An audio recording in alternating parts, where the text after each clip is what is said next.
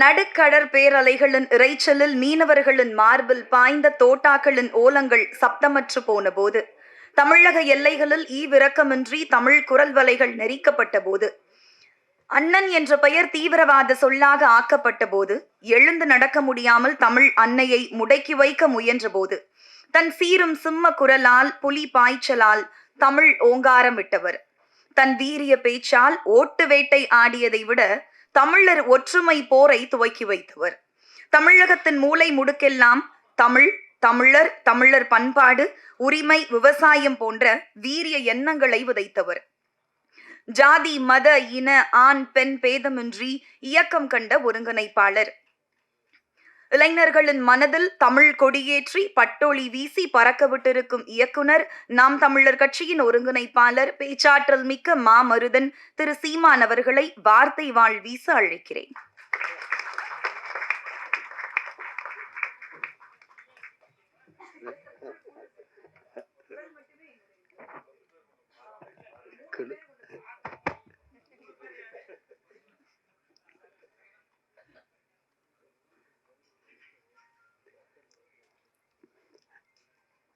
நிழற்குடை படத்தினுடைய பாடல் வெளியீட்டு விழாவிற்கு வந்திருக்கிற என்னுடைய பேரன்பிற்கும் பெருமதிப்பிற்கும் உரிய பெருமக்கள்,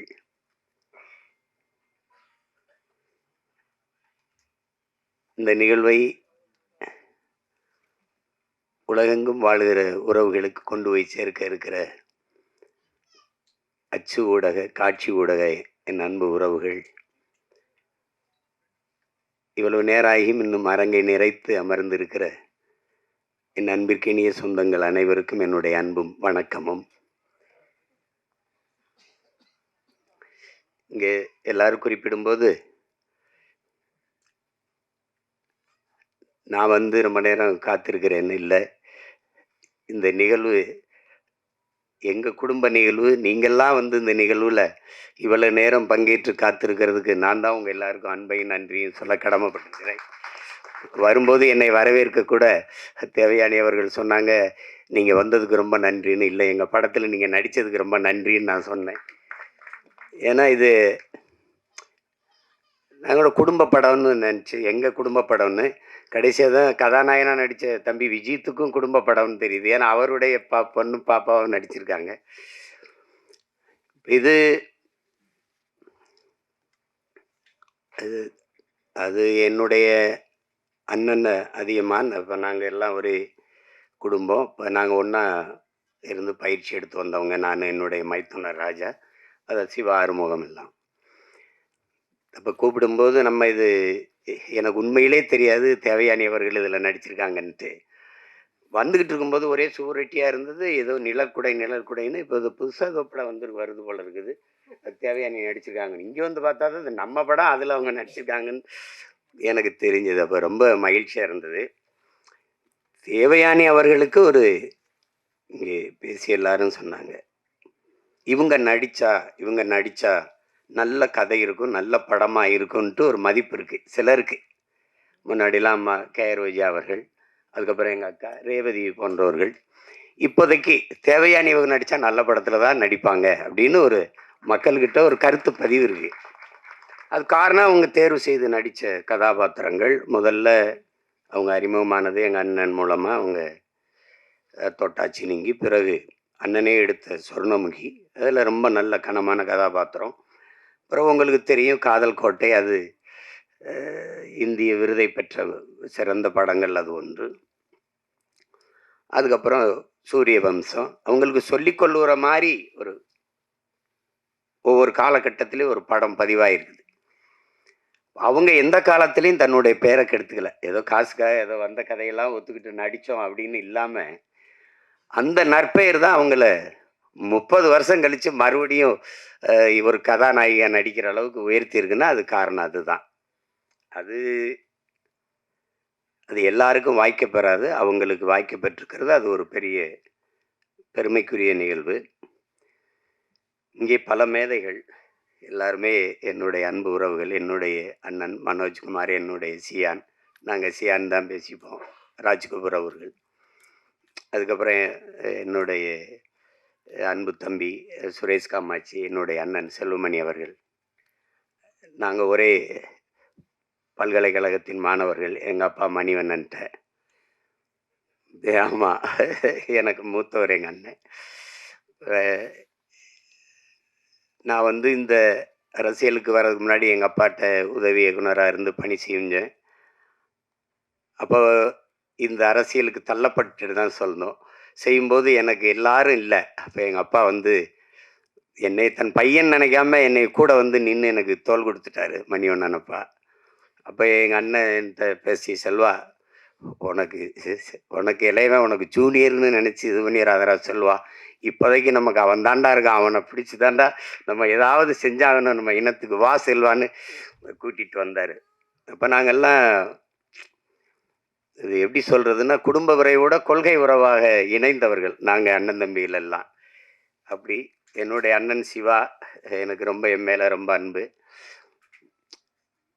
என்ன எனக்கு இன்னைக்கு வரைக்கும் ஒரு குற்ற உணர்வு, நானும் எங்கள் அண்ணனும் இணைஞ்சு பணி செய்யும்போது அதை ஒரு சிறந்த படமாக வெற்றி படமாக தர முடியல என்னால். அதுக்கு இன்னைக்கு வரைக்கும் எனக்கு ஒரு குற்ற உணர்வு இருக்குது. கதை சொல்லும்போது அவருக்கு தம்பிக்கு அடுத்த படம் பகலவன் தான் எடுக்கிறதா இருந்தது. அவருக்கும் அது விருப்பம், அப்போ எனக்கு அது விருப்பம். ஆனால் என்னுடைய தம்பி மாதவன் அதை ஒத்துக்கலை. அது காரணம் ரொம்ப கடினமாக இருந்துச்சு. தம்பி படத்தில் அவரை ரொம்ப நான் கஷ்டப்படுத்திட்டேன். கையெடுத்து கும்பிட்டா, அப்படி மறுபடியுமா அண்ணா வேணாண்ணா அப்படின்னு ஒரு கொஞ்சம் இடைவெளி விடுங்கன்ட்டாரு. அப்புறம் இந்த கதையில் நடிக்கணுன்னாரு. நான் என்ன சரி எடுப்போன்னு எடுத்தேன். தமிழ்லே கொஞ்சம் உரையாடல் எழுதிட்டார். தம்பியில் ஒரு 90 விழுக்காடு தமிழில் இருந்தது.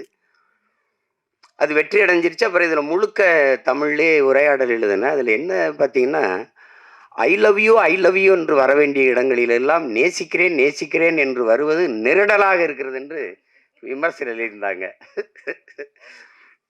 எனக்கு என்ன செய்யறது தெரியல. என்னுடைய அண்ணன் காசி ஆனந்தன், அவர் உணர்ச்சி பாவலர், ஈழத்து பாவேந்தன், அவர்கிட்ட போய் பேசிக்கிட்டே இருந்தேன். அவர்கிட்ட சொன்னேன், வருத்தமாக இப்படி எழுதியிருக்காங்கன்னு. அன்பை கூட தாய்மொழியில் பரிமாற தெரியாத ஒரு இனம் இருந்தா என்ன, செத்தா என்ன, போடா அப்படின்ட்டாரு. அப்போ நான் அந்த படம் எடுத்து கொடுத்துட்டு நான் எங்கள் அண்ணனுடைய அழைப்பின் பேரில் ஈழத்துக்கு போயிட்டேன். போய் இப்போ ஒரு வாரம் கழிச்சது பேசிட்டே இருக்கும்போது படம் ஓடலைன்னு தெரிஞ்சிடுச்சு. அப்போ யாரோ சொல்லியிருக்காங்க, தம்பியோட படம் ஓடல, ஒரு வருத்தத்தில் இருப்பான் போல இருக்குதுன்ட்டு. அப்போ என்ன சார் அது கேட்கல, படம் என்னாச்சு, கதை என்ன, யாரோ சொல்லியிருக்காங்க, இந்த காதல் கதை போல இருக்கு அப்படின்னு சொல்லியிருப்பாங்க. அவர் ஆரம்பிக்கும் போதே நமக்கு எதுக்குப்பா பூ கவிதைலாம் அப்படிதான் ஆரம்பித்தார். காதலுங்கிறது பருவகால உணர்ச்சி, அது எல்லாருக்கும் இயற்கையில் வர்றதானே. தமிழர்களுக்கு இல்லாதது மானம் வீரம் ரெண்டும் தான் கொஞ்சம் குறைவாக இருக்குது. அதுக்கு வந்து நமக்கு தம்பி படம் மாதிரி தரையிலையும் அடிக்கணும் திரையிலையும் அடிக்கணும், அப்போ தான் நமக்கு விடுதலை வரும்னாரு.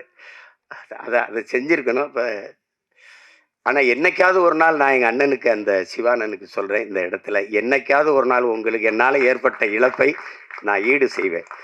அது ஒருவேளை நீங்கள் அன்னை கூட கேட்டீங்க தம்பி அந்த பகலவன்னு, அதை கூட திருப்பி உங்களுக்கு எடுத்தரேன் உங்களுக்கு. அது தவறு தான் நடந்துடுச்சு அதில். ஆனாலும் எங்கள் அண்ணனுக்கு எனக்கு இருக்கிற அந்த அன்பு பிணைப்பு போல. இப்போ எங்கள் அண்ணன் ஐயா பாக்யராஜ் அவர்கள் சொன்னது மாதிரி தான், எங்கள் அண்ணன் அதிகமான் வந்து ஒரு தலை சிறந்த இயக்குனராக அவங்க வந்தும் அது என்னென்னா தொடர்ச்சியாக படைப்புகள் இல்லை. அவருடைய படங்கள் வந்து இன்னைக்கு அவர் இயக்கிக்கிட்டு வர்ற அந்த படங்கள், இப்போ தொட்டாச்சி நீங்கள்லாம் பார்த்து எங்கள் அப்பா பால்மேந்திரா வீட்டிலே போய் பாராட்டி, ஞாபகம் இருக்கான்னா வீட்டில் போய் பாராட்டி, என்னடா அப்படி ஒரு படம் எடுத்துட்டேன் அப்படின்னு. அப்படி அந்த கதை திரைக்கதை பயணத்தில் பயணிக்கிறதுக்கு ஆட்கள் ரொம்ப குறைவு, ரொம்ப குறைவு. இப்போ நம்மக்கிட்ட ஒரு மேதை சாதாரணமாக உட்காந்துருக்காப்புல, அவரை கடந்துலாம் ஒருத்தனும் இங்கே திரைக்கதை அமைச்சு எடுத்துகிட்டு போயிட முடியாது. ஆமாம், அதில் நம்ம பக்கத்தில் இருக்கிறதுல பக்கத்தில் இருந்துட்டோம், ஆனால் வீட்டுக்கு போனால் படபடப்பாக இருக்கும். நம்ம ஆள் தானே பக்கத்தில் இருந்து வந்துட்டு. மிகப்பெரிய பெருமை அவரெல்லாம் நமக்கு இப்படி ஒரு படைப்பாளி, நம்ம நம்ம நம்ம நாட்டில் நம்ம இனத்தில் பிறந்து இப்படி ஒரு படைப்பாளி அப்படின்னு. நீங்கள் யோசிச்சு பாருங்கள், புதிய வார்ப்புகள்னு ஒரு படம், அவர் தான் கதாநாயகனா நடிக்கிறாரு, அவர் தான் கதை வசனம், எங்கள் அப்பா இயக்குறாங்க, பாரதிராஜா அப்பா. அன்னைக்கு அது புதிய வார்ப்புகள்னு தலைப்பு வைக்கிறதுக்கு இன்னைக்கு என்னென்ன பேர் வருதுன்னு உங்களுக்கு தெரியும். அது நம்ம சொல்லி அது விமர்சனமாக போயிடும். நான் அதை சரி செய்கிறதுக்கு இது நேரம் இல்லை. புதிய வார்ப்புகள் அப்படின்னு அப்போல்லாம் நம்ம எப்போ அந்த காலகட்டத்தில் அதில் ஒரு முடிவு இறுதிக்கட்ட காட்சி வருது. உரையாடலாம் பிச்சு உதறிப்பாப்புல. ஒரு அந்த விதவை பெண்ணு, அந்த பெண்ணு வந்து பூ விற்கும். வாத்தியார் கதாபாத்திரம், அவங்க ரதி. அவங்க வந்து பூ அந்த வாத்தியார்கிட்ட இவங்ககிட்ட சொல்லுவாங்க, வாத்தியார இந்த பூ வந்து பறிச்சா தான் வாடி போகும், இல்லை செடியில் விட்டாலும் வாடி போயிடும் அப்படின்லாம் இருக்கும். அப்போ இதயம் குங்குமம் இந்த பத்திரிகையெல்லாம் ரொம்ப புகழ் பெற்றது இந்த இதழ்கள். அப்போ நீ இதயம் கொடுத்தாதான் வாத்தியார் குங்குமம் தருவாரா அப்படிலாம் அந்த ஐயோ அதெல்லாம் ஒரு ஒரு அதிமேதைகளினுடைய கூடல் அது. அதில் ஒரு அண்ணன் கவுண்டமணிக்கு கதாநாயகியை கட்டி வச்சிடுறாங்க. அந்த வில்லன் கதாபாத்திரம் அந்த கட்டி வச்சிடறாரு ஜி சீனிவாசன் ஐயா. அப்போ அது ஆனால் இவங்க வாத்தியாரும் ஒரு காதல் இருக்குது. அப்போ ஊரை விட்டு ஓடும்போது அந்த விதவை பெண், அந்த பூக்காரி, இவர் இந்த காஜா ஷெரீப் எல்லாம் ஓடும்போது இந்த காதலர்கள் சேர்றதுக்கு ஒரு இடையூறாக ஒன்று இருக்குது. ஆனால் அவர் கட்டின தாலி இது ஒரு இந்த கலாச்சாரம் தாலிக்கு இந்த சமூகம் ரொம்ப முன்னுரிமை கொடுக்குது. அப்படியே பார்த்துட்டு டப்புன்னு அந்த தாலியை அறுத்துட்டு அவரே அறுத்துடுறாரு. கட்டின தாலி அவரே அறுத்துட்டு 2 பேரையும் சேர விடுறார். கையை பிடிக்கிறாங்க. அந்த விதவை பெண்ணு நிற்கிது, அந்த பூ வித்த பெண்ணு. அதை கையை பிடிச்சிட்டு இப்படி போகும்போது புதிய வார்ப்புகள்னு போடுறாப்புல ஒரு எழுத்தாளர், ஒரு எழுத்தாளர். கொஞ்ச நாள் கழிச்சு அப்புறம் அவரே கதை திரைக்கதை அடித்து அந்த நாட்கள்னு ஒரு படம் வருது. அதில் இவர் காதலிச்ச பெண்ணு அது அண்ணன் ராஜேஷை திருமணம் பண்ணி போயிடுறாங்க. கல்யாணம் ஆயிடுது. அது அப்போ வந்து அவர் சேர்த்து வைக்க போராடி கடைசியாக உச்சக்கட்ட காட்சி வந்துடுது. 2 பேரும் இருக்கும்போது அவர் வந்து அந்த மருத்துவர் கதாபாத்திரம் வந்து இந்த காதலன்ட்ட சேர்த்து விடுறதுக்கு இது பண்ணுறாப்புல. இப்போ நம்மளால ஒரு ஹார்மோனியை பெட்டி வச்சுக்கிட்டு இந்த ஹரவர மலையாளத்தில் இதே டாக்டரே அதை அது நீங்கள் புதிய நவீன 21ஆம் நூற்றாண்டு ஆள் தானே, 20ஆம் நூற்றாண்டு இல்லையா, 20ஆம் நூற்றாண்டு ஆள் தானே. தாலி அறுத்தடு, எந்த காதலி உங்களுக்கு மனைவியாக வரும், ஆனால் உண்ட காதலி எனக்கு உன்ன மனைவி எனக்கு காதலியாக வராது. அப்போ அந்த அந்த அந்த தாலியை அறுத்து எடும் அப்படின்னோடனே அப்படியே போய் அறுத்து எடுக்க முடியாது. அந்த பெண்ணு தாலி அறுத்துட்டு வர முடியாது. இது கையெடுத்துட்டு பட்டினா இதே மண்ணின் கலாச்சாரம் பண்பாடுன்னு பேசி பட் இந்த கிளைமேக்ஸ் ஓல்டு பட் கோல்டுன்ட்டு போயிடுவாப்புல. இதை யோசிச்சு பாருங்க. உலகத்தில் ஒரே ஆள் தான் தாலி அத்துட்டு போய் வாழ்ன்னு சொன்னா அதே ஆள் தான் தாலி அக்காம வாழ். இதுதான் கலாச்சாரம் சொன்னது ஒரே எழுத்தாளன் தான். உலகத்தில் இப்படி ஒரு ரைட்டு எழுத்தாளர் இருக்கவே முடியாது. ஒரே எழுத்தாளர் இப்படி எழுதி நம்ப வைக்க முடியும். இப்படி எழுதணும்னா எழுத்தின் வன்மை, எழுத்தின் அழுத்தம் அப்படின்னு சொல்லாமடா. பொய்ய உண்மையில்லை, பொய் சாட்சியிலே நடிச்சவர் தானே அவரு. சாதாரண உட்காந்துருக்காப்ல. எங்க அப்பாவுக்கு ஒரு கிளைமேக்ஸ், எங்க அப்பாவுக்கு எழுதி கொடுத்தது வேற, கைதின் டைரியில். அதுதான் ஆட்சி ராஜஸ்தானில் வந்தது. அவர் திமுறா நீ என்ன ராஜு நான் எழுது நானா ஒன்று எடுப்பேன். அது அப்போ செய்வார். அதில் எல்லாரும் நானும் அவர்கிட்ட எழுத்தாளராக வேலை செஞ்சுருக்கேன்ல. என்ன பண்ணுவார் எங்கள் அப்பான்னு தெரியும். அதில் அவர் வந்து சிவாஜி, சத்ரபதி சிவாஜி வேடத்தை போட்டு நிறுத்திட்டாப்ல. சரி, அதுவும் ஓடிடுச்சு. ஏன்னா அது வரைக்கும் நான் திரைக்கதையை பிச்சு உதறிட்டாப்ல. அப்புறம் இது இல்லை வேற கிளைமேக்ஸ், நான் எழுதி கொடுத்த கிளைமேக்ஸை நான் எடுக்கிறேன் அந்த காட்சின்னு போய் அப்போ அமிதாப் பச்சன் சிறிதை வச்சு ஆக்கிராஸ் தட்டா அதுவும் வென்றுட்டாப்ல. இப்படி ஒரு எழுத்தாளர் வந்து அதுக்கு ஒன்றும் நிகர் இல்லை. அது வந்து சொல்லி முடியாது. முதல் படம் ஒரு பெரிய இயக்குனர்கிட்ட நடிகரை கதாநாயகனா நடித்து வெளியில் வந்து முதல் படம் சுவரில்லாத சித்திரங்கள்னு எடுக்கணும்னா அது அவரை தவிர எவராலும் முடியாது. அப்போ அப்படி ஒரு படைப்பாளி இன்னைக்கு நம்ம பக்கத்தில் உட்கார்ந்து இந்த படத்தை பாராட்டி பேசுகிறாருன்னா அதை விட இந்த படத்துக்கு கிடைத்த பெருமையும் பாராட்டும் ஒன்றும் கிடையாது. ஒரு குடும்ப பாங்கான படத்தை எடுத்து அதையில் தரமான வெற்றியடை வைக்க முடியும். எளிய கதாபாத்திரங்களை வைத்துனா அது அவரால் தான். ஒரு கதையை வந்து 2 தாளில் அவர் சொல்லுவாருங்க. தேவர் பிலிம்ஸில் வந்து கதை கேட்குறாங்க. அப்போ அவர் போய் கதை சொல்கிறார். ஐயா கதை சொல்லும்போது அவங்க குப்பத்தொட்டி சார் அதில் ஒரு குழந்தை சார்னு அவரே சொன்னது தான். குப்பத்தொட்டி சார் அதில் ஒரு குழந்தை சார்னு அவருக்கு பிடிக்கல. அப்புறம் பெரிய ஆளாயிட்டார். அன்னைக்கு நான் வந்து உங்ககிட்ட கதை சொல்லும்போது குப்பத்தொட்டி சார் ஒரு குழந்தை சார்னு சொல்லிட்டேன். ஆனா இன்னைக்கு வந்து சொன்னா குப்பத்தொட்டி சார் அதுல ஒரு குரங்கு சார்னு சொல்லியிருப்பேன் அப்படின்னு சொல்லி ஏன்னா, அது ரொம்ப சாதாரண கதை. ஒரு வாத்தியார் கை குழந்தையோட ஊருக்குள்ள வரான்னு முந்தானை முடிச்சு ஒரு படத்தை எடுத்து, அப்ப எங்க ஊர்ல பரமக்குடியில் எங்க அண்ணனுக்கு தெரியும், ராமநாதபுரத்துல தான் வெளியீட்டு ரிலீஸ். பரமக்குடியில் 2வது தரம் தான் வரும். அப்ப ஜெகன் லவ் எங்க அண்ணங்கெல்லாம் நாங்க படிச்சிருக்கோம். எங்க அண்ணங்கெல்லாம் சைக்கிள் வச்சிருப்பாங்க. அவளும் படத்தை போய் பார்த்துட்டு வந்துட்டு ஒரே புலம்பல், தம்பி பாக்கியராஜன் ஒருத்தன்டா எந்த குறையும் இல்லாமல் இருக்கா, பயங்கர படம் முந்தானை முடிச்சுன்னு ஒரு படம்னா அவங்க ரொம்ப இதில் நம்மள எந்த காலத்தில் நம்ம போய் பார்க்க, ஏன்னா நாங்கள் மறுபடியும் 2வது வெளியீடு வந்தால் தான் பார்க்க முடியும். அப்படி அப்படி பல படைப்புகளை தந்து இன்றைக்கு அமைதியாக உட்காந்துருக்கல அவர் நம்ம கூட இருக்கிறாருங்கிறதே பெருமை. திரை உலகில் அது ஒரு மைல்கல். KS கோபாலகிருஷ்ணன் ஒரு மைல்கல்னா அது ஒரு மைல்கல். பாக்கியராஜ், பாரதி ராஜா, மகேந்திரன், பாலு மகேந்திராலாம் அது ஒரு பல்கலைக்கழகங்கள். அப்படி ஒரு பெருமைக்குரிய கலைஞர் நம்மோட இருந்து இந்த படத்தை வாழ்த்துறாருங்கிறத விட பெருமை வேற என்ன இருக்குது சொல்லுங்க. அதுக்கப்புறம் இங்க இருக்கிற என்னுடைய தம்பி பேரரசு, அவன் தொடர்ச்சியா வெற்றி படங்களா கொடுத்தான். அவங்க வருணை கூட சொன்னாங்க, எல்லா ஊரையும் அறிமுகப்படுத்தினது அவன் தான் என் தம்பி. அதுக்கப்புறம் என் தம்பி ரவி மரியா, அதெல்லாம் கதாநாயகனா நடித்த விஜித் எனக்கு ரொம்ப தெரியும். ரொம்ப என்னுடைய தம்பி அவர். என் தம்பி தமிழ்குமரன், நாங்கள் ஒரே குடும்பம். தமிழ் நான் வந்து ஒரு தாயின் வயிற்றில் பிறக்கலை ஒழிய ஏன் பிறக்கலைன்னா, ஒரு தாயின் வயிறு தாங்காதுன்னு தான் தனித்தனி தாய்க்கு பிறந்தோம். அப்படி ஒரு அண்ணன் தம்பி நாங்கள். அந்த எங்கள் குடும்பத்தில் விஜித் ஒருத்தர்.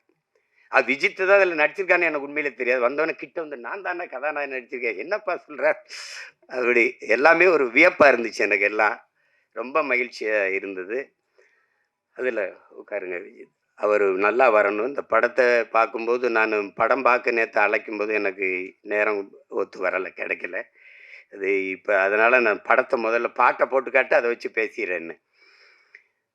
எங்கள் அண்ணன் செல்லுமணி இவங்கெல்லாம் குறிப்பிட்டு பேசுன மாதிரி அது ஒளிப்பதிவு செய்த நம்ம குருதேவ் அவர் வணங்கான்லேயே ரொம்ப சிறப்பாக பண்ணியிருந்தார். ரொம்ப அருமையான ஒளிப்பதிவு.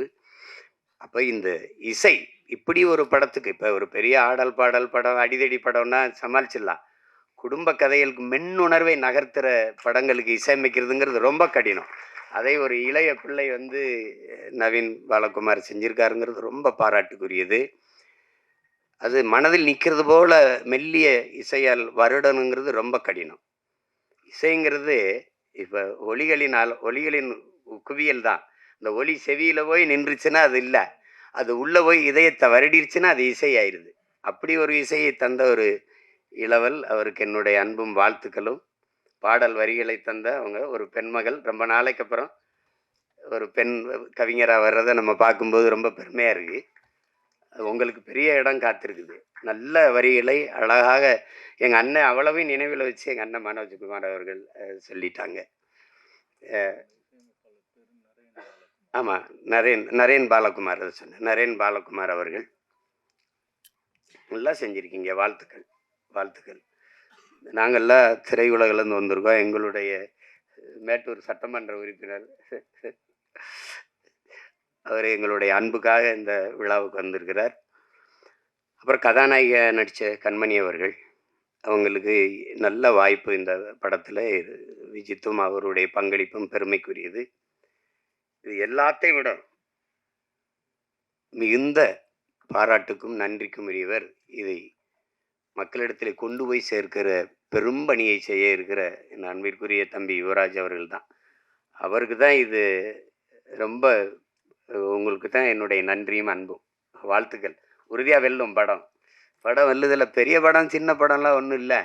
அண்மையில் நான் வந்து கோர்ட்டுன்னு ஒரு படம், தெலுங்கு படம், ஏதோ இரவில் ரொம்ப நேரம் வச்சு கொஞ்சம் மண்டை அழுத்தமாக இருந்தால் தூக்கம் வரலைன்னு கொஞ்சம் கொஞ்சம் பார்ப்பேன். ஒரு யாராவது சொல்லி அண்ணன் இந்த படத்தை பாருங்கன்னா கொஞ்சம் கொஞ்சம் பார்த்து தூங்குறது. ஆனால் அந்த படத்தை போட்டேன், தூங்கவே முடியல. கோர்ட்டுன்னு ஒரு படம், இது தமிழ் பதிப்பு பார்த்தேன். சின்ன படம் 6 கோடிக்கு எடுத்தாங்களாம். நான் பார்க்குற போது எனக்கு சொன்னாங்க 60 கோடி வசூலிச்சிருக்குண்ணே அப்படின்ட்டு. அப்போ இவங்க சொன்ன மாதிரி பெரிய படம் சின்ன படம்லாம் ஒன்றும் அளவு இல்லை. ஓடுற படம் ஓடாத படம் தான். இப்போ என்னுடைய தம்பி நம்ம ஜேஎஸ்கே எடுத்திருக்க ஃபயர்னு ஒரு படம், அன்னைக்கு எங்கள் அண்ணங்கள்லாம் சொன்னாங்கன்னு பார்த்தேன். ரொம்ப குறைந்த முதலீடு, ரொம்ப நல்ல லாபம் அடைஞ்சிருச்சு. அதனால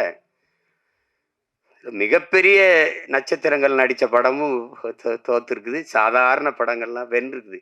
அதனால நம்ம படம் வெல்லும். நீங்கள் ஒன்றும் யோசிக்காதீங்க. திரையரங்கில் சின்ன படத்துக்கு முக்கியத்துவம் கொடுக்கணும் அப்படின்னு. இன்னைக்கு சூழல் சரியில்லை, நமக்கு ஒரு சூழல் வருது. அதனால் இருங்க, பெரிய பெரிய வளாகங்களில் சின்ன படங்களுக்கு முன்னுரிமை கொடுக்கணும்னு சட்டம் வரும். அது வரும்.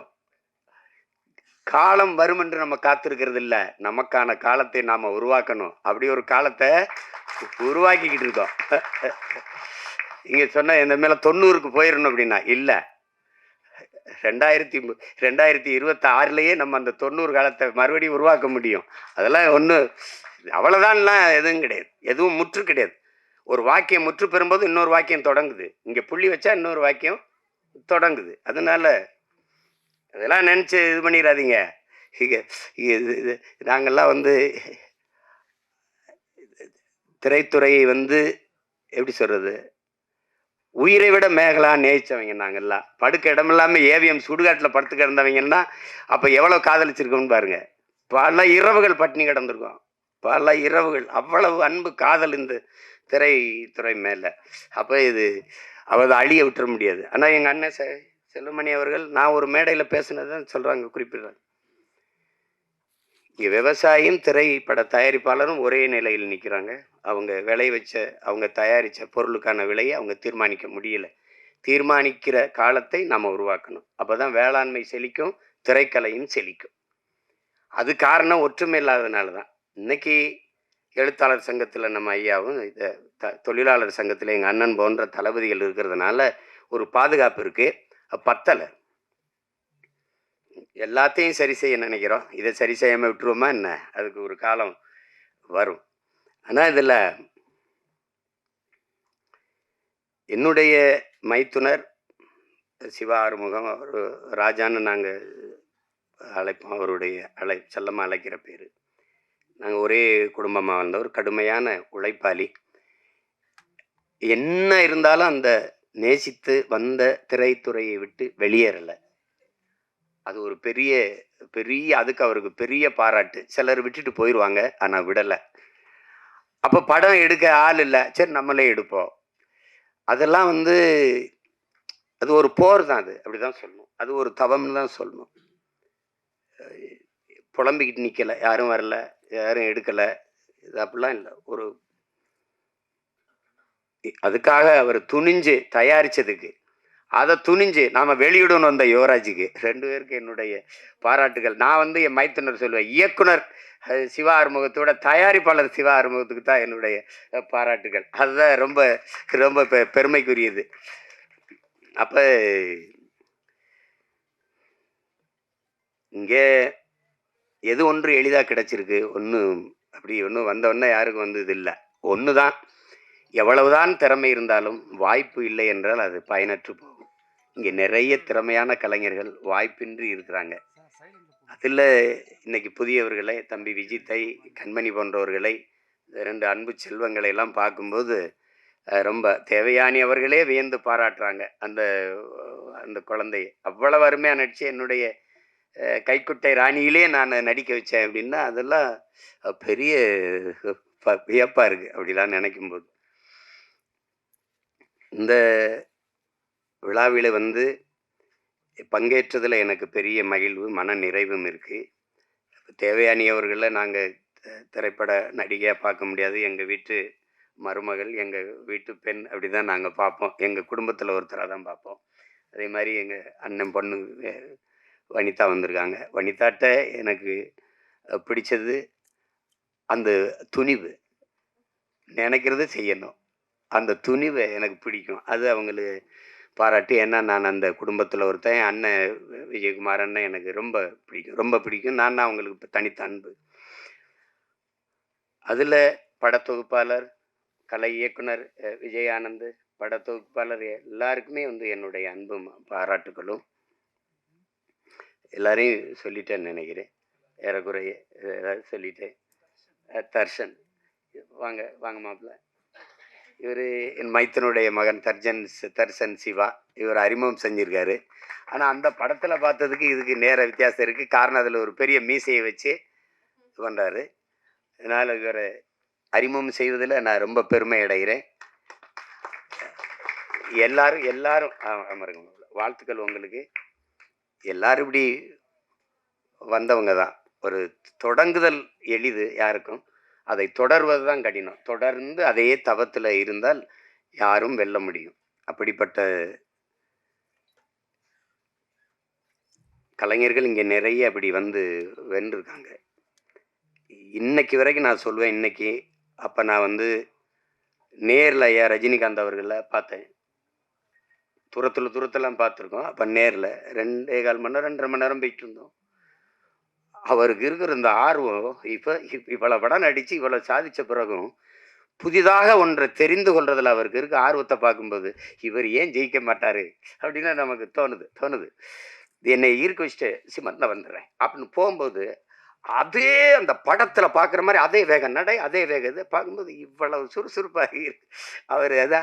அவர் சோம்பேறிகளை கூட அவர் இயங்கிறத பார்த்தா ஏங்கிடுவான். அப்படி ஒரு இது அது. அவர் அந்த தேடலும் அந்த வெறியும் இருக்கிற ஒவ்வொருத்தனும் உச்சத்தை தொடலாம், சாதிக்கலாம். அதில் வந்து சாதாரணம் இல்லை. அப்படி வந்ததில்ல.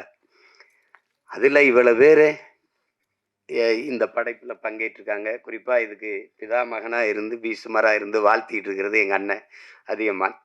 அவர் இப்போ படம் இயக்கிட்டு இருக்காரு. என் தம்பி சுரேஷ் காமாட்சி தயாரிச்சிட்டு இருக்காரு. அது சிறந்த படைப்பாக வந்துக்கிட்டு இருக்கு. ரேவதி அக்கா அவங்க நடிச்சிட்டு இருக்காங்க. அதுவும் இது போல் ஒரு குடும்ப பாங்கான ஒரு படம் தான். படத்தை பார்க்கும்போது தாய்மையை அது சொல்லுது. எந்த குழந்தையும் நல்ல குழந்தை தான் மண்ணில் பிறக்கையிலே, பின்பு நல்லவராவதும் தீயவராவதும் அன்னை வளர்ப்பதில்லைன்னு இருக்கு. ஒரு குழந்தைக்கு முதல் ஆசிரியை அதனுடைய பெற்றோர்கள் தான், அதனுடைய தாய் தான். சொல்றான் பாருங்க ஒருத்தன், உலகத்தின் எல்லா செல்வங்களையும் ஒரு தட்டிலையும் தாயின் பேரன்பை ஒரு தட்டிலையும் வச்சா தாயின் பேரன்பு இருக்கிற தட்டு தான் தாழ்ந்து இருக்குன்றான். நீங்க எவ்வளவு உயரத்துக்கு வேணாலும் போங்க, எவ்வளவு ஒரு உயரத்திற்கு வேணாலும் போங்க, உங்களை பார்த்து பொறாமைப்படாத ஒரே உயிர் உலகத்தில் உண்டென்றால் அது உங்களை பெற்ற தாய் தாங்கிறான். உங்க மனைவி கூட இப்ப 4 பேர் வந்து நம்மளை படம் எடுக்கும்போது பார்த்தா கொஞ்சம் அதிகமாக தெரியுதே அப்படி இருக்கும். அது பிரச்சனை இது. ஆனால் தாய் இல்லைன்னா நபிகள் சொல்லுவாரா, சொர்க்கத்தை எங்கேடா தேடிட்டு இருக்க, அது உன் தாயின் காலடியில் இருக்குடாங்கிறார். ஆபிரகாம்லிங்கன் சொல்றான், நான் இதுவரை பெற்ற எல்லா புகழுக்கும் இனிமேல் பெறப்போகிற புகழுக்கும் என்னை பெற்ற தாய்தான் காரணம்ங்கிறான். அது ஒன்றும் சொல்றதுக்கு இல்லை. தாயின் பேரன்பின் கிணைய விஸ்வாமித்திரர் அவர் சொல்றாரு. அத வால்மீகி சொல்றான், நீ வந்து ஆண்களின் எல்லா வெற்றிக்கும் காரணம் வந்து பெண்கள் தான்றான். அந்த பெண்கள் அந்த தாய்மையை போற்றாம ஒன்றும் இல்லை இங்கே. அதை தான் அந்த படம் வலியுறுத்துது. சுருக்கமாக அதை வலியுறுத்துது. அந்த தாய்மையை தாங்கி நிற்கிற தகுதி அந்த கதாபாத்திரத்தை ஏற்றிருக்கிற நம்ம தேவயானி அவர்களுக்கு இருக்கு.